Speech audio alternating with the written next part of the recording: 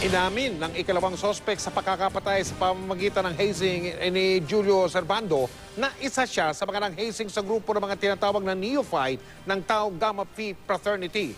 Tinukoy rin niya ang iba pang kasama kabilang ang ilang babae na nanood daw sa hazing. Nakatutok si John Consulta. Nagsalita sa GMA News ang ikalawang suspect na sumuko sa NBI. Dahil ayaw pa siyang pangalanan ng NBI para sa kanyang seguridad, tinawag muna siyang Segundo. Kasama si Segundo sa mga unang pinangalanan ng mga biktima na kasama sa hazing rights noong June 28 kung saan namatay ang College of St. Benilde student na si Julius Cesar Servando. Sabi ni Segundo sa GMA News, kabilang siya sa mga nanakit sa grupo ni Servando. Kabilang daw sa pahirap na ginawa sa grupo ni Servando ang pagpalo raw ng paddle sa mga neophyte. Hinampas din daw nila ng mga gamit at sininturon sina Servando. Bukod sa pag-amin na kasama siya, pinangalanan din ni Segundo ang mga kasama sa frat house sa isang bahay sa Barangay Palanan sa Makati City. May 4 daw na babae silang kasama na nanood sa hazing rights. Ilan dito kinilala ni Segundo. Ayon sa NBI at sa abogado ng ama ni Servando, kahit nanood lang ang mga babae, may pananagutan pa rin sila sa batas.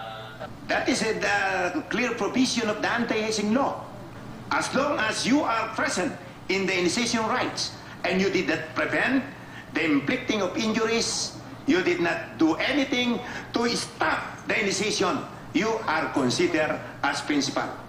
Baga-alauna naman ngayong hapon nang dumating sa NBI ang Makati Police kasama si Jemar Porras Fajarito alias Jomar. Si Jomar ang unang lumutang at nagturo kung saan ginanap ang hazing. Unang sinabi ni Jomar na wala na siya nang ginanap ang hazing rights. Pero binawi ni Jomar ang pahayag na ito. Dala raw ng takot kung bakit di siya nagsabi ng totoo noon. Inamin ngayon ni Jomar na miyembro siya ng Tau Gamma Phi Fraternity at natapos niya ang hazing rights. Pero di raw siya kasama sa mga nanakit. Siya raw ang naatasang magpakain ng sili, tsokolate, magpainom ng tubig at nagpaamoy ng amonya kina Servando. Pinakain ko po sila ng sili para mabuhayin po sila ng dugo at matanggal po sa pagiging ulirat po nila. Kinakausap nga niya ako. Sabi ko, kaya mo yan. Basta, kuya, salamat. Nagpasalamat pa ako sa akin yan.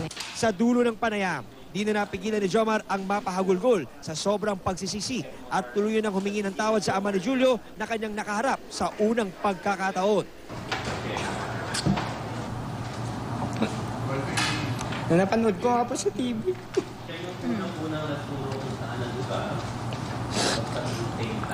Si Mr. Servando nasa likod po. Ano gusto mo sabihin sa kanya? Humingi po ako ng tawad kay Mr. Servando po. Bakit? Kasi hindi ko po akalain na ganun po mangyayari. Hindi ko talaga alam yun.